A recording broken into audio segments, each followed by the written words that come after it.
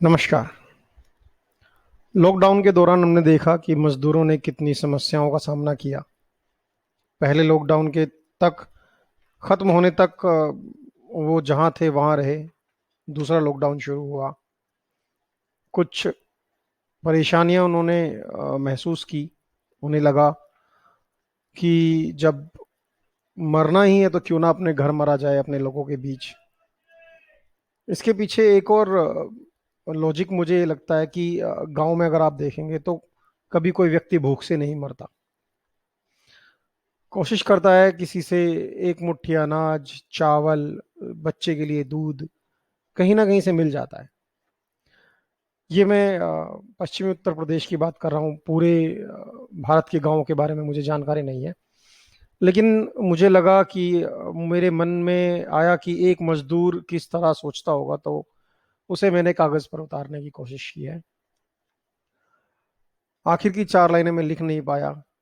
वो हर व्यक्ति के हिसाब से किसी भी चीज का अंत होता है, किसी भी समस्या का अंत होता है। जो कमजोर होते हैं वो हार मान जाते हैं, जो सशक्त होते हैं वो लड़ते हैं। तो सुनिए, कोई प्रोफेशनल शायर तो मैं नहीं हूं, लेकिन जो लिखा है वो सुनाता हूँ। कुछ इस प्रकार है। जब मुट्ठी में थी आपदा, तब तुमने पीटा मुझे, डंडे मारे, गालियां दी, सड़क पर घसीटा मुझे। तुम्हारे फरमान को सर आंखों पर बिठाया मैंने, तुम्हारे फरमान को सर आंखों पर बिठाया मैंने। भूख और बेरोजगारी का बोझ एक माह तक उठाया मैंने। दोस्तों, पहला लॉकडाउन शायद 21 दिन का था। उस समय मजदूरों ने चलना शुरू नहीं किया था। तब तक वो जैसे तैसे अपने अरेंजमेंट्स करते रहे। संयम का बांध टूट गया जब फिर एक फरमान सुना दिया। भूख से बिलखते बच्चों ने मेरा दिल आंसुओं में डुबा दिया। एक और फरमान हुआ कि लॉकडाउन बढ़ गया है 21 और दिन। मजदूर कहां से अपनी रोटी का जुगाड़ करता? ये वो लोग हैं जो रोज कमाते हैं, रोज खाते हैं। संयम का बांध टूट गया जब फिर एक फरमान सुना दिया। भूख से बिलखते बच्चों ने मेरा दिल आंसुओं में डुबा दिया। समझ आ गया कि अब आत्मनिर्भर बनना होगा। समझ आ गया कि अब आत्मनिर्भर बनना होगा। कांटों भरे पथ पर मुझे स्वयं ही चलना होगा। अपने देश में परेशानी होना मेरी मजबूरी की कहानी थी। अपने देश में परदेसी होना मेरी मजबूरी की कहानी थी। विदेश में बैठे कुत्तों तक पर आपकी मेहरबानी थी। अगर आपको पता हो तो हमारी सरकार जहाज से विदेशों से कुत्ता तक लेके आई है। खैर, जब मेरी पत्नी अपने भूखों की बच्चे सॉरी माफी चाहूंगा, जब मेरी पत्नी अपने भूखे बच्चे की मौत पर रो रही थी, तब आपके राजमहल में इंसानियत किसी कोने में सो रही थी। मेरे जैसे कितनों ने अपने अपनों को खोया है। मेरी आवाज उठाने वाला खुद तुम्हारी गोद में सोया है। मीडिया का काम है जनता की आवाज सरकार तक पहुंचाना।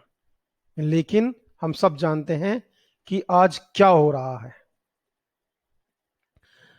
शुक्रिया तुम्हें हमें औकात याद दिलाने का। सिर्फ चुनावी जरूरत है हमें यह बताने का। मैं अनपढ़ हूं, मजदूर हूं, लाचार हूं, मजबूर हूं। अर्थव्यवस्था, विदेश नीति, इतिहास से मैं कोसों दूर हूं। मजदूर को नहीं पता आपकी अर्थव्यवस्था क्या है, जीडीपी क्या है, विदेश नीति क्या है। उसे सिर्फ ये मतलब है कि सरकार उसके लिए क्या करती है। बल्कि ये भी मतलब नहीं है, उसे रोजगार चाहिए और उस रोजगार से जो पैसा आता है उससे वो अपने बच्चों का पेट पालता है। हवाई चप्पल और हवाई जहाज का जो रिश्ता तुमने समझाया था, बस एक वोट की खातिर तुमने चांद जमी पे लाने का ख्वाब दिखाया था। मैं भी नादान था जिसने महंगे कपड़ों में फकीर देख लिया। मैं भी नादान था जिसने महंगे कपड़ों में फकीर देख लिया। तुम्हारी नीतियों में जो कभी था ही नहीं, मैंने वो संपन्न मजदूर देख लिया। गरीबी हटाओ का नारा आया और मजदूरों को या हवाई चप्पल वाले को जहाज में बैठने की बात कही। तो जब से देश आजाद हुआ है तब से यही चीजें चली आ रही हैं, लेकिन एक्चुअल में इन लोगों के लिए कोई कुछ नहीं करता। ये हाशिए पर बैठे लोगों के लिए कोई नहीं सोचता, कोई पॉलिसी नहीं है। ये योजना वो योजना, जब जमीन पर उतर कर देखते हैं तो इनका कोई प्रभाव नहीं है। मजबूरियों का दानव मेरे हर क्षण को खा गया है। मजबूरियों का दानव मेरे हर क्षण को खा गया है। लगता है अब चैन से सोने का समय आ गया है। दोस्तों, इसके बाद की 4 लाइनें मैं नहीं लिख पाया, क्योंकि चैन से सोना अब व्यक्ति विशेष पे निर्भर करता है। एक व्यक्ति ठान लेता है कि अब मैं इस समस्या से लड़ूंगा, इससे बाहर आऊंगा, अपना नया पथ वो निर्धारित करता है। लेकिन हर व्यक्ति इस तरह से नहीं होता। कुछ लोग ऐसे होते हैं जो ठान लेते हैं कि अब बहुत दर्द हो गया, बहुत पीर हो गई, अब जिंदगी को समाप्त किया जाए। ऐसे उदाहरण हमारे पास भरे पड़े हैं। पिछले कई सालों से किसान आत्महत्या करते आ रहे हैं। यूपी में ही अभी मजदूरों ने भूख से आत्महत्या की है। एक परिवार के ही 5 लोगों ने गरीबी से तंग आकर आत्महत्या की है। तो मेरी विनती है आप सबसे, आप अपने कमेंट्स दें, शेयर करें, क्योंकि मैं हर नज़रिया नहीं देख सका। हो सकता है आपका एक नज़रिया हो। और बस, धन्यवाद।